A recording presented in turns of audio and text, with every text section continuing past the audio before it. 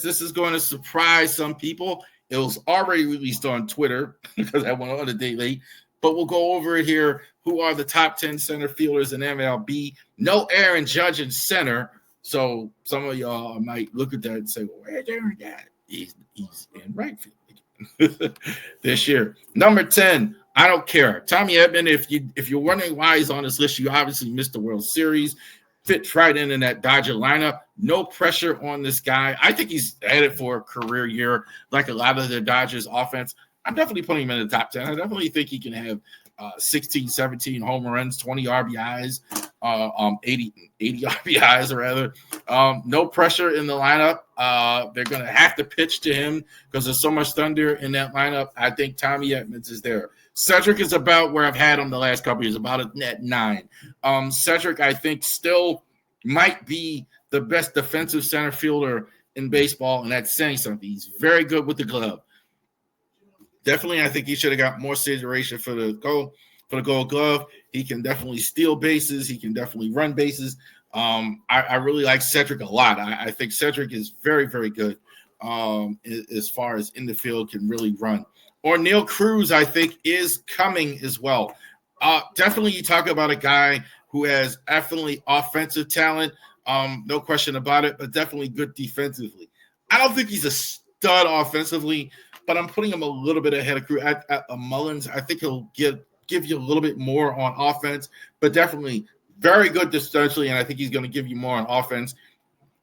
Emerging, maybe is not the right word, I think, but a solid offensive player as well. Cruz, fun to watch too. Like, you talk about guys fun to watch, definitely O'Neal Cruz is one. Byron Buxton.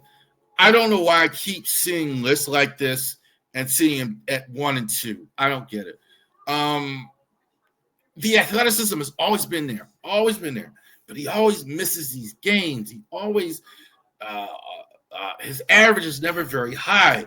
He does have good home run totals. He has stretches where he looks good, but I can't put you higher than 7 when you're not consistent enough to the level. But people don't seem to keep putting him higher.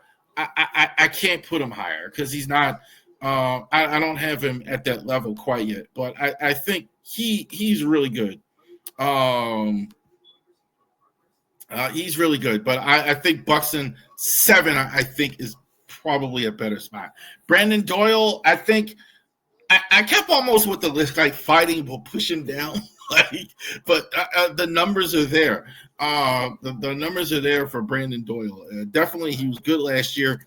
You always worry about players with the Rockies when they're playing in that, with the thin air and all that. You definitely worry about that as well. 260, 23 home runs, 73 RBIs. So you definitely worry about that.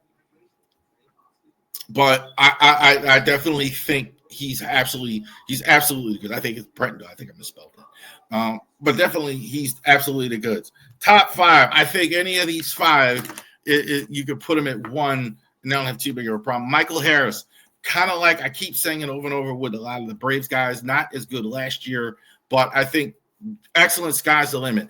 I absolutely can see this guy breaking out and becoming more than what he is, like a leadoff guy, just with the glove, with the speed and everything like that. He absolutely can, I think, has potential to get home run production, but we really haven't seen it yet.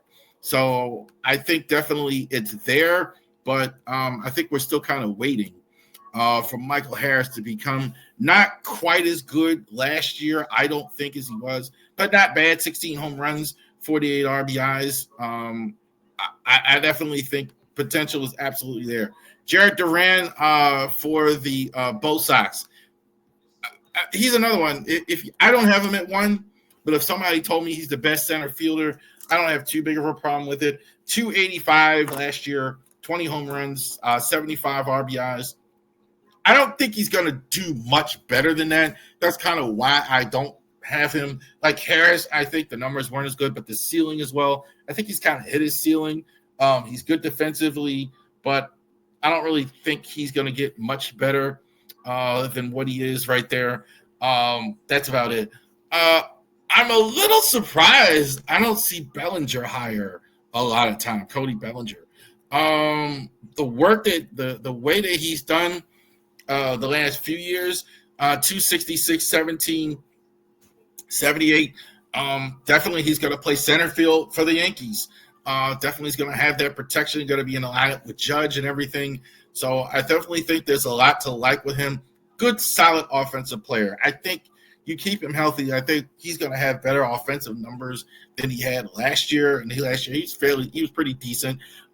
So I do like Bellinger in New York there as well. Definitely a defensive upgrade for them. Him moving to center. Julio Rodriguez, I kind of thought I'd have him at 1 by now, but not quite yet. I thought like last year I really was kind of had him on my list of guys that think, man, he's really going to show that, he's going to be the best center fielder. He's just going to have all these lower stats. 2023, he had like 103 RBIs. Last year, he had like 68. So I think the sky is still there. He stays healthy. There's a lot to like. But I think Jackson Merrill, I think there is no limit. I think he kind of got overshadowed by Paul Skeens last year and Jackson Torino in center as far as rookies. But I think we're kind of sleeping on him. He's outstanding in center as well. I don't know about Gold Glove yet. I definitely think that's on the menu at some point. 292, 24 homers, 90 RBIs, excellent protection in that San Diego lineup. There you go. Jackson Merrill, number 1 center fielder in all of baseball. There you go. All right. So that's the list of it here. We still got a few more to go. Right field, manager, pitchers. We're almost there. Season is about to start. Real quick note before I get to the first spring training report. Just saw this before I started tonight. No more MLB on ESPN on their main channel. You may see it on their ESPN Plus with the regional. They carry a lot of that. But I put it on purpose. Like MLB dropping ESPN. According to the article in The Athletic, I have it on the page where they're unhappy with the coverage that ESPN is giving them. They should be. They should be. They don't really talk about it on First Take. They don't really talk about it on a lot of their shows. They only really talk about it on when they have a game, Sunday night game. They cut the amount of games. So they still kind of the only thing they seem to really be happy with was the Sunday night baseball. Yeah. So that's kind of what it is there. So I'm going to think Amazon or something like that, they're going to go ahead and get that taken care of. Matt Reichert, Orioles, spring training reports. All right, so now let's get to it here. A few minutes left. Matt Reichert of the Baltimore Sun. I'm sorry if I messed up your name. Rock Abaco. I hope I'm saying that right. I've said that more. Mastersports.com. Left-hander Trevor Rogers and Jorge Mateo unlikely healthy by opening day. It's wild. Like, we don't sometimes hear about some of these injuries until right when spring training starts. It's very good about not saying anything about these injuries. Mateo, not a big surprise, had some surgery last year, so he's not going to start at all at the beginning of the season. He's going to start. So I think that kind of opens up one of these outfielders that they have on the roster. Daz Cameron announced that he would DFA last week, passed through waivers and claimed he has accepted the right to elect free agency, but he has accepted assignment non-roster. So it was an interesting story with him. They DFA'd him, but they gave him a locker spring training. So somebody noticed that he had a locker in spring training. So he's going to have a fight on his team. I think he's going to be fighting for the last outfield spot, maybe the spot that Jorge Mateo would have had, or be in Norfolk. You do in Norfolk want to keep guys ready to go under an emergency situation. So I think that's definitely the thought process there for getting so many. It looks like they have a lot of outfielders there. I think that's the thought process. Nearly all the position players reported early, so they didn't have to report until the 17th, but almost everybody was there. The only ones that really weren't there early were Ryan O'Hearn and Romana Arlato. I think O'Hearn, I think one had a visa issue. I'm not sure what. Then I think O'Hearn had a personal issue. I think it was a family. I think he had a baby or something like that. But really, no injuries to really speak of. So that's good. A lot of the guys came early to camp. I thought that was fantastic. Chance McDermott is sidelined as well. So right hand star. So he has a lat tear and a strain. Not good. Probably you won't see Chance McDermott at the start of the season. Look, you call Chance a prospect all you want. Chance is going to be 27.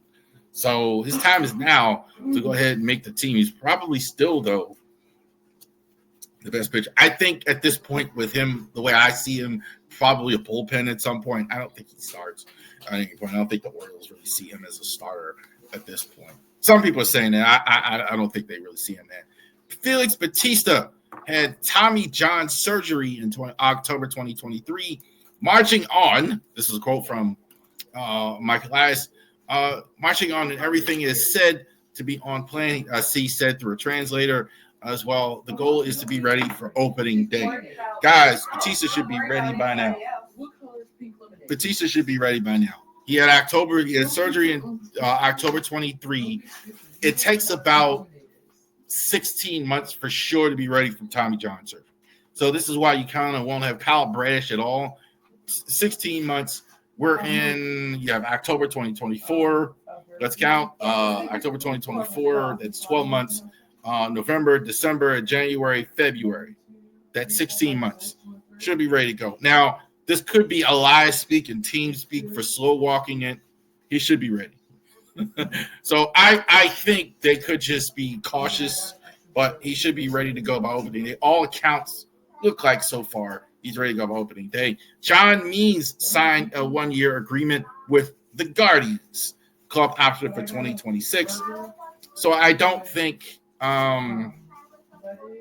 he had any spot on the roster for him. I think that's why he signed with a different team. I think that's probably what they told him as well.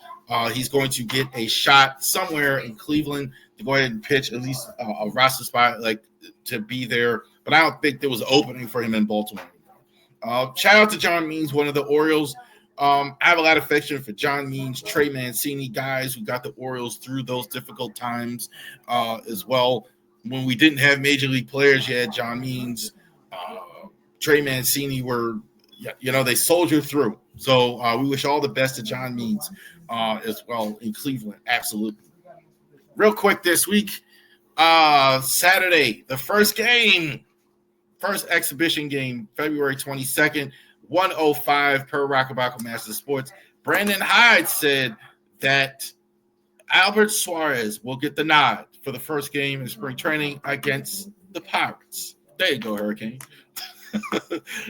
I think this is you can't read too much into that. Who starts in spring training as well in the first game? They want to give probably Suarez though. You want to give whoever it is more than one inning. They'd have no problem giving Suarez 3 innings. I'm really pulling for him to make the squad this year. Albert Suarez, I think he will make the squad. And this is a show of faith in him. Not that they're giving him this, even though it's not regular season and it's spring training.